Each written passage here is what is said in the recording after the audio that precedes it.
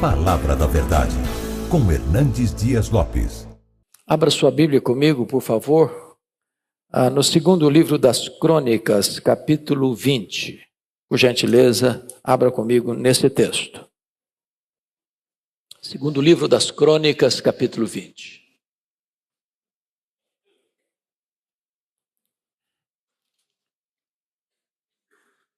Esta é uma narrativa emocionante de uma retumbante vitória do rei Josafá sobre os inimigos. Está escrito: depois disto, os filhos de Moabe e os filhos de Amon, com alguns dos meunitas, vieram à peleja contra Josafá. Então vieram alguns que avisaram a Josafá, dizendo: grande multidão vem contra ti da além do mar e da Síria. Eis que já estão em Arrasazon, Tamar, que é em Gedi. Então Josafá teve medo e se pôs a buscar ao Senhor, e apregou o jejum em todo Judá. Judá se congregou para pedir socorro ao Senhor. Também de todas as cidades de Judá veio gente para buscar ao Senhor. Pôs-se Josafá em pé na congregação de Judá e de Jerusalém, na casa do Senhor, diante do pátio novo, e disse: ah, Senhor, Deus de nossos pais, porventura não és tu Deus nos céus?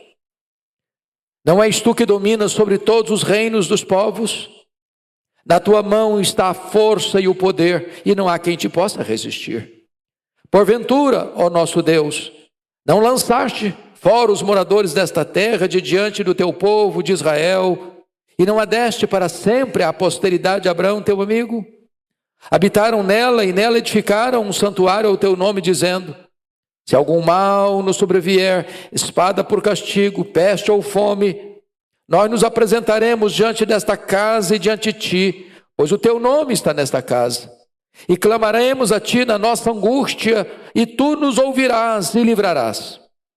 Agora, pois, eis que os filhos de Amon e de Moabe, os do monte Seir, cujas terras não permitiste a Israel invadir quando vinham da terra do Egito, mas deles se desviaram e não os destruíram, eis que nos dão o pago, vindo para lançar-nos fora da tua possessão, que nos deste em herança.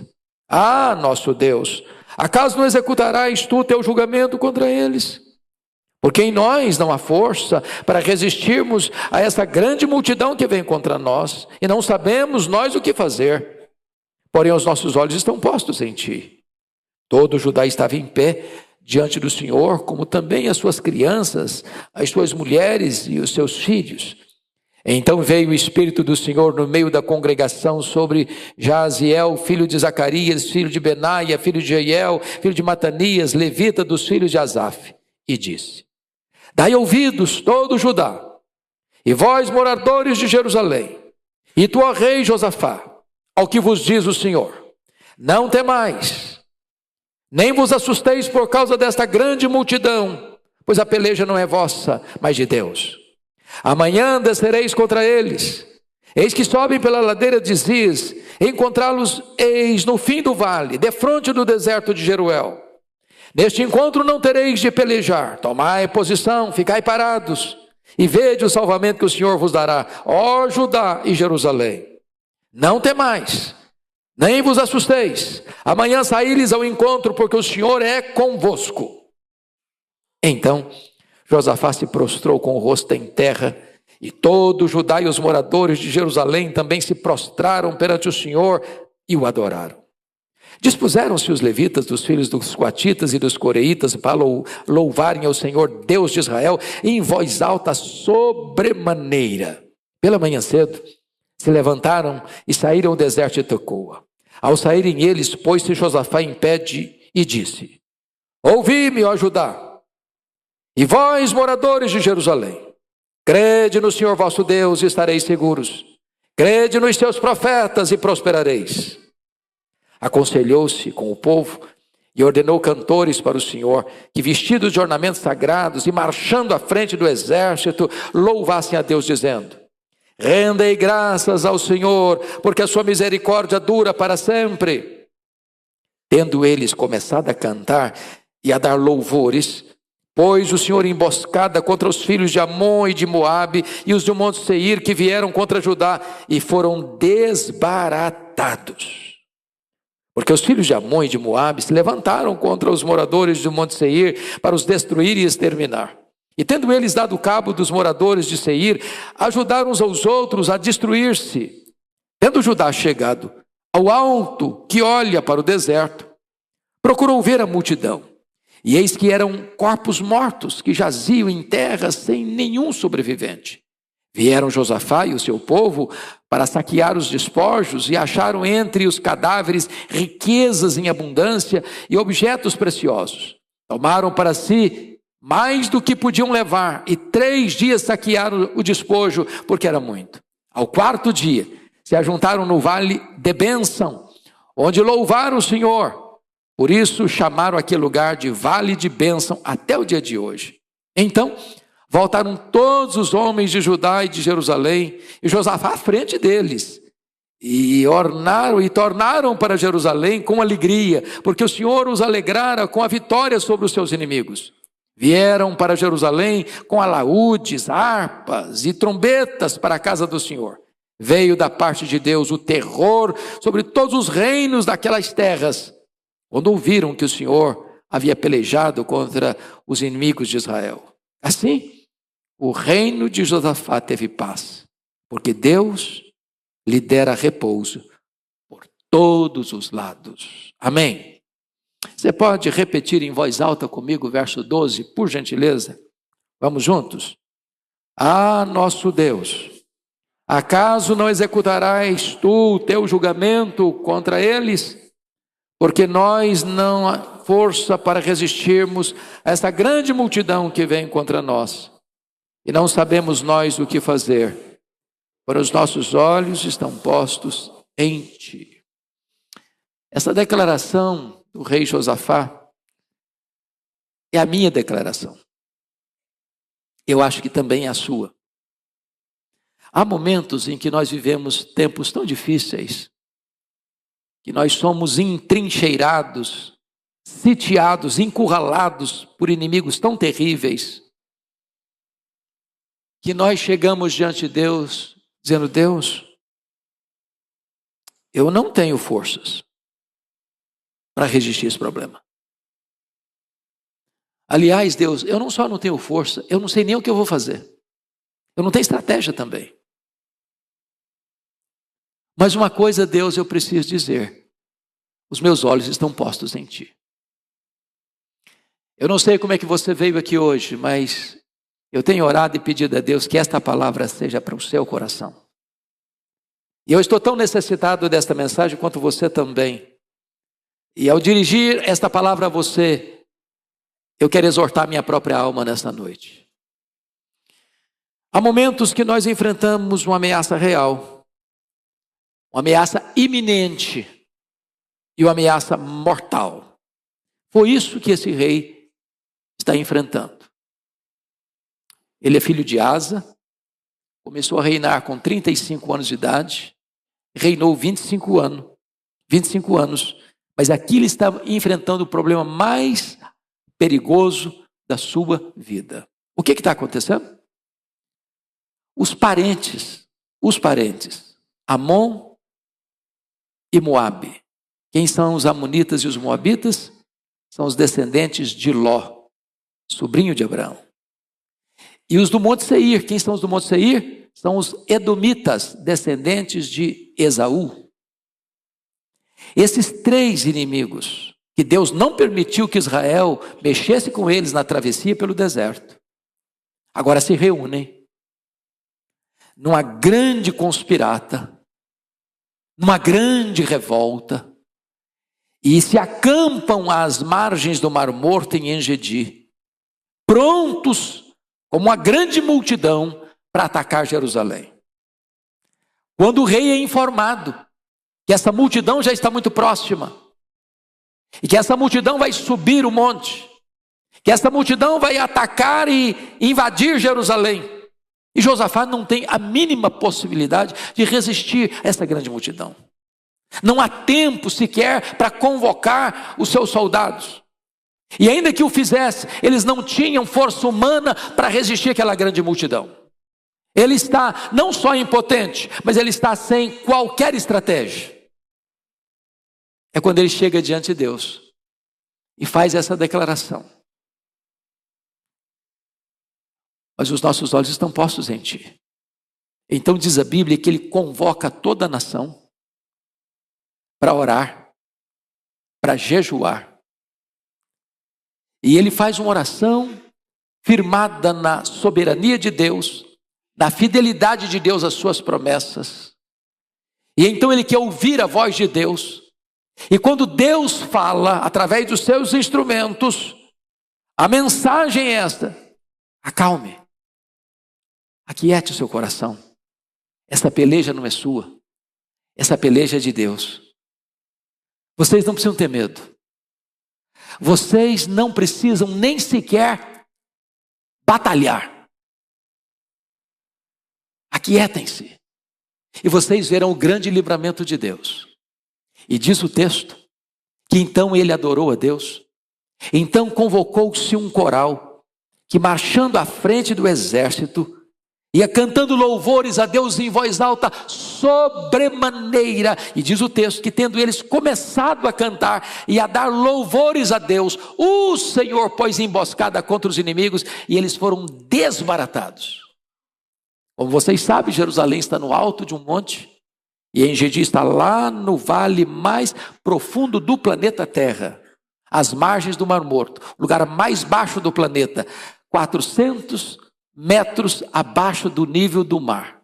E quando eles olham lá de cima para o vale onde estava aquela grande multidão, o que eles veem são cadáveres. E quando eles descem, tem despojos, tem tesouros, e eles saqueiam este vale 3 dias, pegando os despojos, as riquezas. E diz a Bíblia que eles rebatizam aquele local e põe o nome daquele local de Vale de Bênção, porque o Vale da Ameaça e o Vale da Morte, depois da intervenção de Deus, é rebatizado em Vale de Bênção. E eles retornam a Jerusalém, não tristes, não derrotados, não humilhados e envergonhados, mas retornam com cânticos de vitória, com celebração. E Deus pôs um medo em todos aqueles povos ao redor, por causa da vitória retumbante que Deus lhes havia concedido. Isso não é apenas história. Isso é a providência de Deus que está disponível ainda hoje para você e para mim. Talvez hoje não é mais um embate militar. Talvez hoje não é um exército que está cercando a sua casa. Talvez não é uma ameaça de invasão à sua propriedade. Mas há outros inimigos terríveis, perigosos, ameaçadores, que assustam a gente, que intimidam a gente. Problemas e inimigos maiores do que nossas forças. Nós não temos em nós mesmos força para enfrentar, nem estratégia. Mas aqui nesse texto, nós aprendemos sobre as armas da vitória nesta grande batalha. Quando você não sabe o que fazer, Deus dá para você estratégias para fazer e vencer. Que estratégias são essas? Primeira delas, meus amados irmãos, confira comigo a partir do verso 3, é a oração. A oração. A oração não é em si poderosa, é claro. Mas a oração é o instrumento para a gente fraca acionar o Todo-Poderoso. A oração leva você a conectar sua fraqueza com a onipotência de Deus. A oração une o altar da oração ao trono que governa o universo. Então diz a Bíblia que Josafá começa a orar, a buscar o Senhor. E a pergunta é: quando é que você deve orar? Você deve orar quando o inimigo ataca você. E ele ataca você todo dia, em todo lugar, em todas as circunstâncias. Ele ataca você, e quando você deve orar? É quando você está com medo. Diz o versículo 3 que Josafá teve medo. Josafá é um rei, ele é muito rico, ele é muito poderoso, mas ele teve medo. Você tem medo também? Tem hora que você tem medo também. Você lida com problemas na sua vida, na sua casa, que você diz, meu Deus, eu não sei o que eu vou fazer, eu não sei como fazer, esse problema eu não sei resolver, esse problema é muito maior do que eu tenho capacidade de resolver, e às vezes você se vê ameaçado e você tem medo, e Josafá teve medo, e quando você tem medo, você precisa buscar o Senhor. Agora notem, o medo não o afastou de Deus, o medo o empurrou para Deus. Terceiro, quando você deve orar? Você deve orar quando você não sabe o que fazer. Porque às vezes quando a gente sabe o que fazer, a gente toma as medidas na nossa mão. Nós sabemos, nós fazemos, nós somos capacitados, nós estamos equipados, eu sei o que eu vou fazer. E às vezes nós achamos que nós temos nas mãos todas as ferramentas necessárias. Este homem não tem ferramentas, não tem elemento humano, não tem poder, não tem estratégia, ele está completamente à mercê da circunstância adversa, e nessa hora ele ora. Ele ora. E se você perceber, ele faz duas confissões: sentimento de fraqueza, não em nós força, sentimento de incapacidade, não sabemos o que fazer, mas ele tem sentimento de confiança em Deus, pois os nossos olhos estão postos em Ti. Talvez você pudesse perguntar de novo o texto. Nós falamos por que orar. Agora a pergunta é, como orar? Como orar nestas horas? E o versículo 3 nos ensina que nós devemos orar com jejum.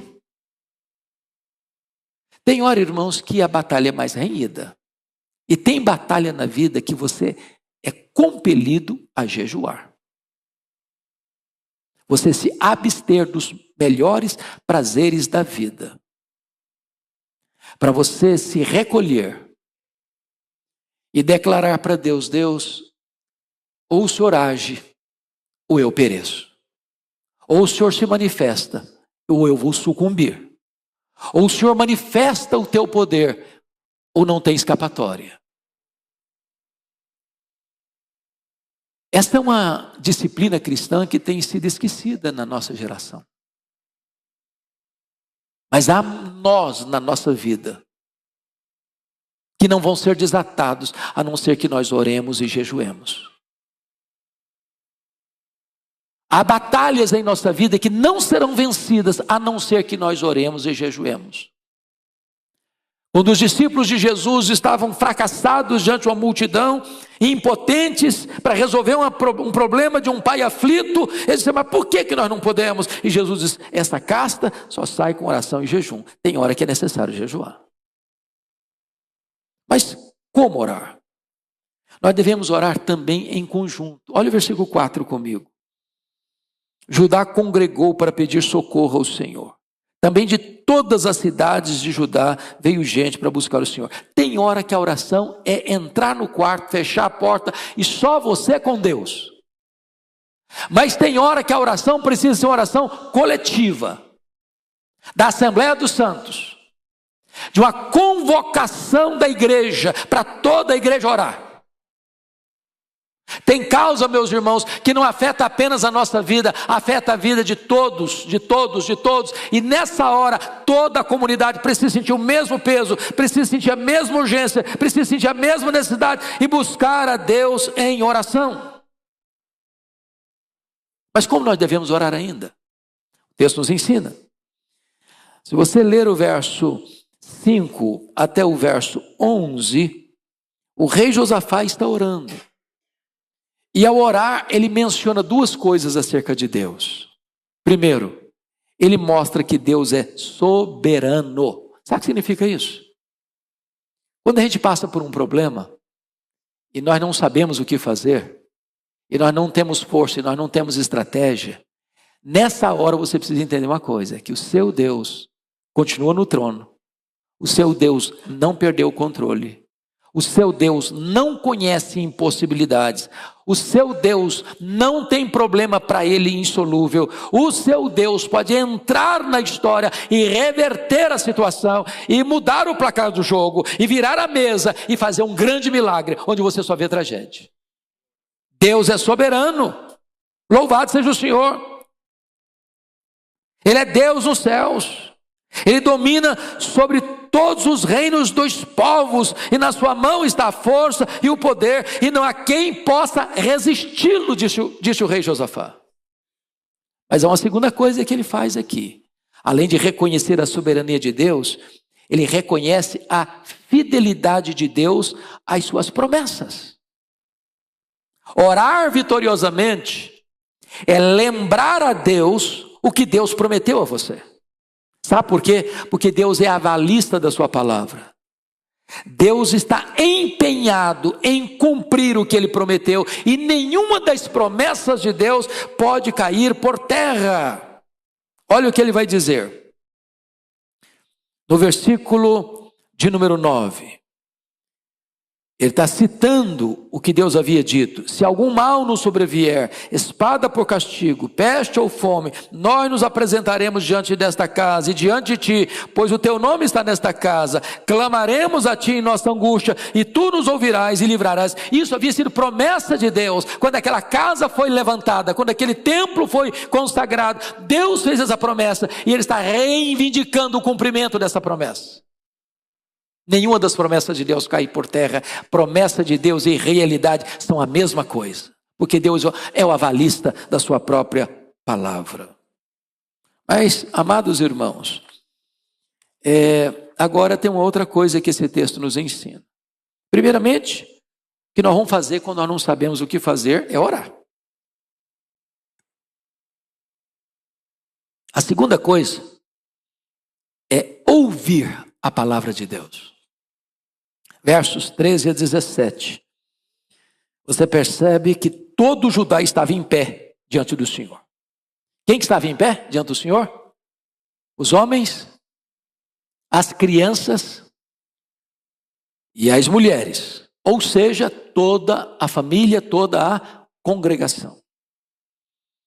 E aí você vai notar que no verso 14... veio o Espírito do Senhor no meio da congregação sobre Jaziel. Ele é o homem de Deus, é o homem da palavra. Ele vai receber a instrução de Deus, vai receber a palavra de Deus. E quando ele recebe a palavra de Deus, versículo 15 diz: dai ouvidos, todo Judá, dai ouvidos. Ou seja, não adianta a palavra de Deus vir se eu não der ouvidos. Deus fala, mas é preciso ouvir. Dai ouvidos. É a ordem, todo Judá, morador de Jerusalém, e tu, ó rei Josafá, ou seja, todo mundo está incluído nesse pacote, que precisa ouvir a voz de Deus, a palavra de Deus. E diz: dai ouvido ao que vos diz o Senhor. E qual é a palavra de Deus? Não temais, nem vos assusteis, por causa desta grande multidão, pois a peleja não é vossa, mas de Deus. Irmãos, olha que palavra abençoadora. Diante dos medos da vida, das ameaças da vida, dos perigos da vida, Deus responde a oração imediatamente. E a palavra de Deus vem para ser um tônico. Diz: olha, vocês podem ficar tranquilos. Vocês não precisam ficar com medo, não. Não fiquem com medo. Não fiquem com medo, porque esta peleja não é de vocês, essa peleja é minha. Essa guerra não é contra vocês, é contra mim. Então fiquem tranquilos, fiquem parados, e vocês vão ver o grande livramento de Deus. Notem vocês, no verso 17, eu queria que você lesse comigo o verso 17, por favor. Vamos juntos, uma só voz? Neste encontro não tereis de pelejar. Tomai posição, ficai parados, e vede o salvamento que o Senhor vos dará, ó Judá e Jerusalém. Não temais, nem vos assusteis. Amanhã saí-lhes ao encontro, porque o Senhor é convosco. Louvado seja Deus. Então vamos entender aqui algumas coisas. O povo de Deus precisa compreender que a nossa vitória vem do Senhor e não do nosso esforço. E o que Deus faz aqui? Primeiro, Deus trata do sentimento deles, dizendo: não tenham medo, não temais. Depois, Deus cuida da causa deles. Ou seja, a peleja não é vossa, mas é de Deus. Depois, Deus prometeu estar com eles. Estar com eles. Vejam vocês, finalzinho, porque o Senhor é convosco. Sabe o que é o maior e o melhor antídoto para o medo? É a consciência de que o Senhor está conosco. Ainda que eu ande pelo vale da sombra da morte, eu não temerei mal nenhum, porque tu estás comigo. Jesus disse: eis que eu estou convosco todos os dias, até a consumação dos séculos. Versículo 20. Há uma palavra no final que é dada pelo rei Josafá. E eu queria que você lesse a parte final do verso 20 comigo. Crede no Senhor, vosso Deus, estareis seguros. Crede nos seus profetas e prosperareis. Você quer estar seguro? Você tem que crer em Deus. Você tem que crer na palavra de Deus. Meus irmãos, quem conhece a palavra de Deus tem um tesouro nas mãos. Um tesouro nas mãos. Porque esta palavra não é palavra de homem. As promessas não são promessas vagas, vazias. São promessas do Deus que não pode mentir e não pode falhar. Quando você crê nas promessas, você está seguro. Quando você crê naqueles que pregam a palavra de Deus, dentro da fidelidade à palavra de Deus, você prospera. A bênção de Deus começa a fluir sobre a sua vida. Em vez de fracasso, de derrota, é vitória. Mas qual o resultado depois que se recebe a palavra de Deus? Que postura se tomar? Eu queria que você lesse com voz bem bonita e voz alta o verso 18, porque aqui começa a primeira reação diante das promessas da vitória de Deus. Vamos ler o 18? Então Josafá se prostrou com o rosto em terra, e todo o Judá e os moradores de Jerusalém se prostraram perante o Senhor e o adoraram. Então vamos entender uma coisa aqui. Há uma diferença entre você adorar a Deus e você dar graças a Deus. Se você ler, por exemplo, o livro de Apocalipse, sempre que o povo, a igreja está adorando, ou os anjos estão adorando, eles estão prostrados. Porque você adora a Deus por quem Deus é. E você dá graças a Deus pelo que Deus faz. Agora pense comigo, se você adora a Deus por quem Deus é, a pergunta é: quem é Deus? Quem é Deus? Se você tivesse que pintar um quadro, um retrato, ou fazer uma descrição de quem é Deus, o que você colocaria no papel? O que Deus diz de si mesmo na sua palavra? Como é que Deus se apresenta na sua palavra? E aí você vai perceber quão grande é esse Deus, que não foi criado, Ele é o Criador. Esse Deus que não tem limite no seu tamanho, Ele é imenso. Não tem limite com o tempo, Ele é infinito.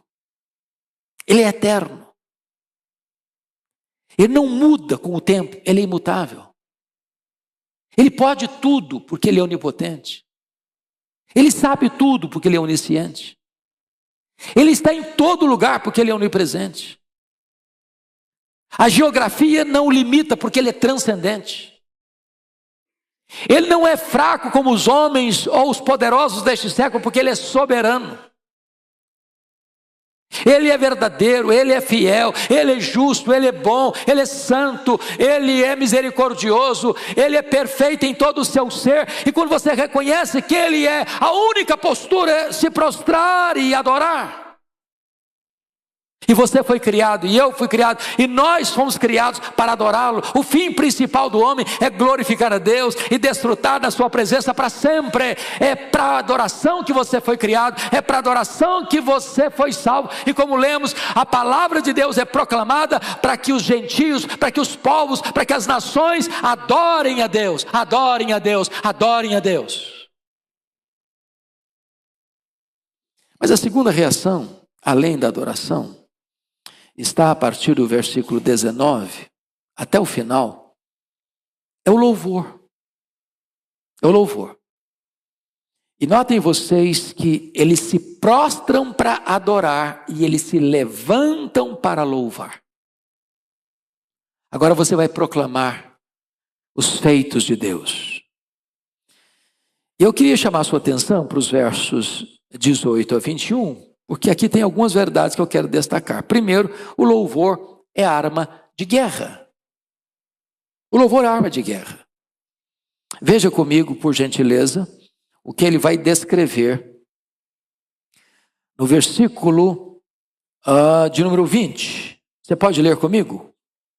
Pela manhã cedo, se levantaram e saíram ao deserto de Tecoa. Ao saírem eles, pôs-se Josafá em pé e disse: ouvi-me, ó Judá, e vós, moradores de Jerusalém, crede no Senhor, vosso Deus, estareis seguros. Crede nos seus profetas e prosperareis. Versículo 21. Aconselhou-se com o povo e ordenou cantores para o Senhor, que vestidos de ornamentos sagrados e marchando à frente do exército, louvassem a Deus, dizendo: rendei graças ao Senhor, porque a sua misericórdia dura para sempre. É quase incompreensível isso, do ponto de vista de estratégia de guerra. Porque a estratégia de guerra seria colocar um exército blindado, as armas mais poderosas, os homens mais treinados para o enfrentamento, para o combate, para a conflagração, para a guerra. Mas quando ele coloca o louvor dos cantores à frente, ele está dizendo o seguinte: o louvor é arma de guerra. Às vezes nós somos levados a pensar que você louva depois que a guerra foi ganha, que a vitória foi declarada, que o problema foi resolvido, que o inimigo foi derrotado. Mas aqueles estão louvando a Deus não depois da vitória, mas antes da vitória e para alcançar a vitória. Isso é algo maravilhoso, porque versículo 22, você pode ler comigo 22, aqui está a chave do assunto. Vamos ler juntos em voz alta? Tendo eles começado a cantar e a dar louvores, pôs o Senhor emboscada contra os filhos de Amon e de Moabe, e os do monte Seir, que vieram contra Judá, e foram desbaratados. Aqui o louvor então não é consequência da vitória, o louvor aqui é a causa da vitória. De certa forma, meus irmãos, o louvor nos põe acima das circunstâncias adversas. Porque notem, eles não estão cantando depois que olharam de cima e viram lá no vale os cadáveres. Eles estão cantando antes de olhar para o vale. Eles estão cantando louvores a Deus pela fé, entendendo que o que Deus prometeu, Ele vai cumprir. E talvez, na sua jornada de vida, você tenha se queixado de tantas coisas. Da sua vida, do seu casamento, da sua família, da sua saúde, das suas finanças, do seu emprego, da sua escola. E eu queria encorajar você a começar a louvar a Deus por aquilo que hoje tem sido motivo da sua murmuração. E quem sabe Deus vai revolucionar essas áreas da sua vida. E você vai perceber que aquilo que você nunca conseguiu e que você nunca teve força e nunca teve estratégia para resolver, quando você começar a louvar a Deus, Deus vai colocar cada coisa no seu devido lugar e mostrar a você o seu poder e a sua gloriosa vitória. Deus muda o cenário. Me permita ilustrar isso de uma maneira que mexeu comigo um dia. Eu era pastor em Bragança Paulista, começando meu pastorado. E eu tive naquele ano de 1982, 2 golpes muito profundos na vida. O assassinato do meu irmão, no dia 2 de agosto, e o falecimento do meu pai, no mesmo ano, no dia 1º de dezembro. E eu tinha ido visitar meu pai.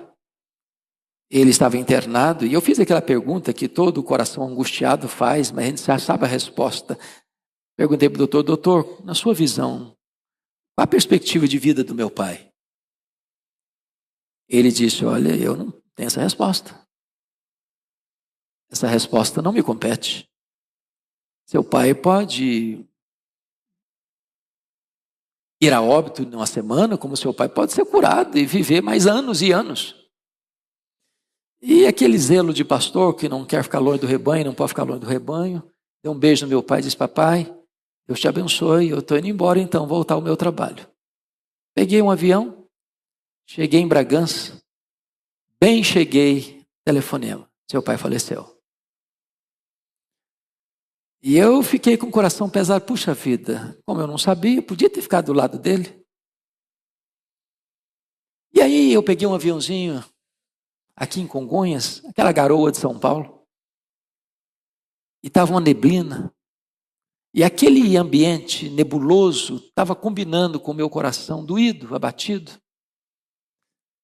E o avião decolou e com menos de 1 minuto ele atravessou aquelas nuvens. E lá em cima o sol brilhava com muito fulgor. E Deus ministrou o meu coração. Quando você louva, a sombra vai embora, o nevoeiro vai embora, o sol volta a brilhar, a alegria brota nos lábios. Deus cura o seu coração, Deus restaura a sua alma. O louvor muda as circunstâncias, na dor inclusive. O que Jó disse, o Senhor Deus deu, o Senhor Deus tomou, bendito seja o nome do Senhor. Foi o que Jó disse mais tarde, Deus inspira canções de louvor nas noites escuras. Sabe por quê, meus irmãos? Porque o louvor aciona o braço de Deus, tendo eles começado a cantar e a dar louvores, pois o Senhor emboscada, não foram eles não, o Senhor pôs emboscada, o Senhor é quem venceu, é o Senhor que entrou no campo, é o Senhor que acionou as armas, é o Senhor quem os derrotou.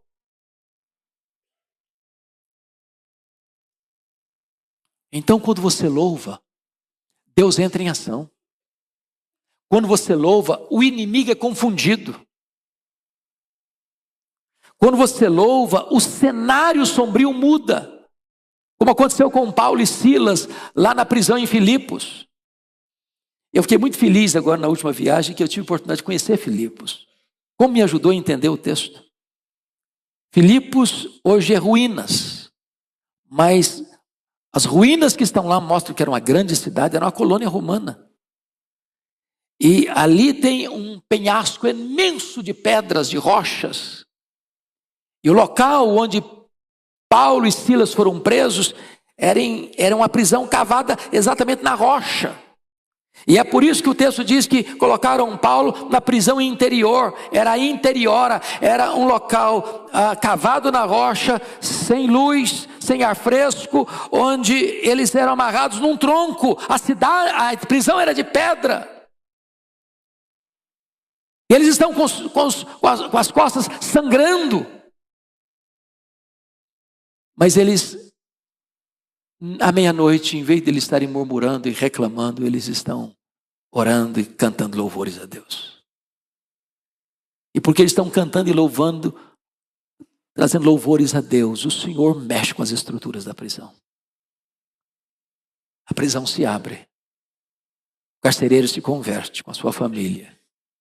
E aquilo que parecia uma tragédia é o começo de uma grande igreja que vai se tornar a igreja mais parceira de Paulo em todo o seu ministério. Talvez hoje você olhe para a cena e diz, meu Deus, não vejo sair daqui. E aquilo pode ser a grande vitória de Deus na sua vida. Então, o louvor é a causa da vitória. O louvor não é apenas consequência da vitória, é a causa da vitória. Eu não sei que luta você está passando hoje. Mas é minha palavra para você e para mim hoje. Não espere brotar no céu arco-íris para louvar. Louve a Deus na tempestade. Não espere o vendaval da sua família passar para você louvar. Louve para o vendaval passar. Não espere os inimigos que espreitam você caírem para você louvar. Louve para os inimigos caírem e serem derrotados.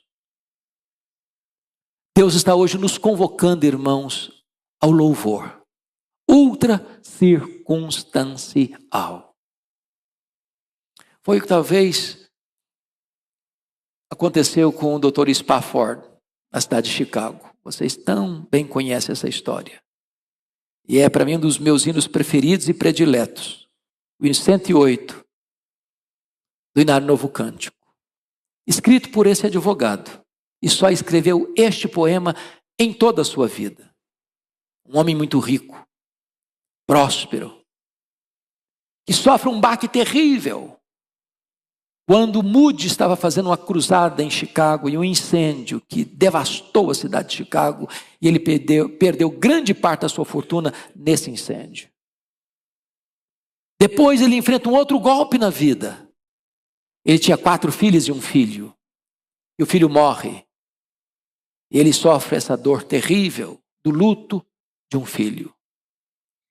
Tentando acalmar a alma, buscar refrigério para essa hora de tanta dor, ele resolve fazer uma viagem com a família.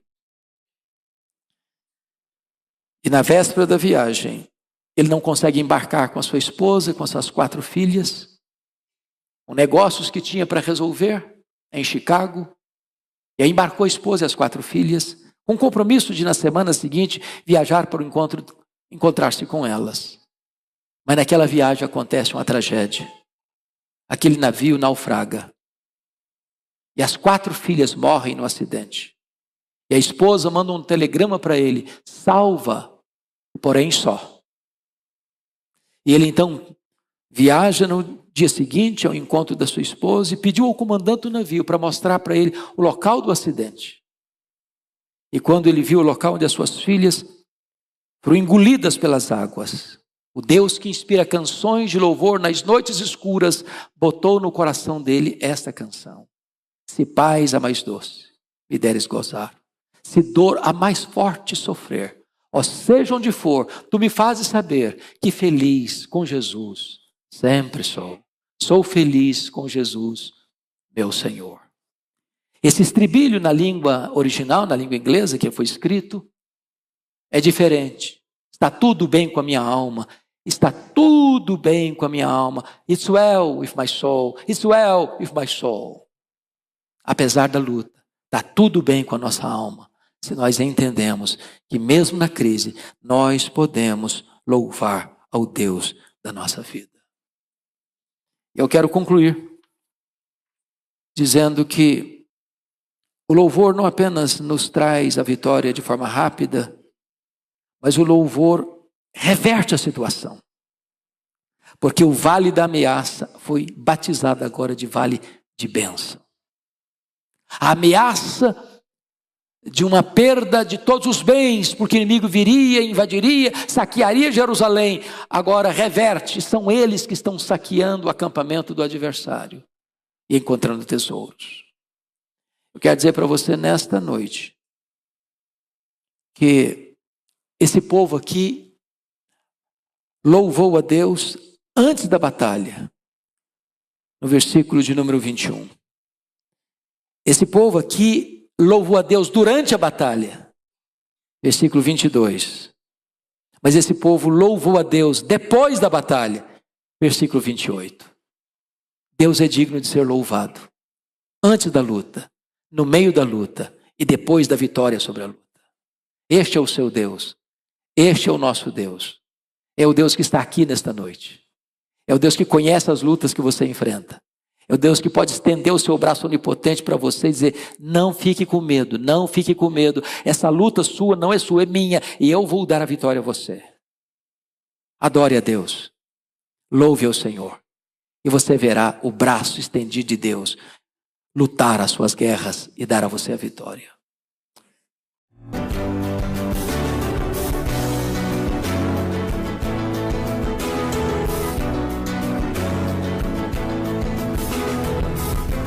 Palavra da Verdade, com Hernandes Dias Lopes.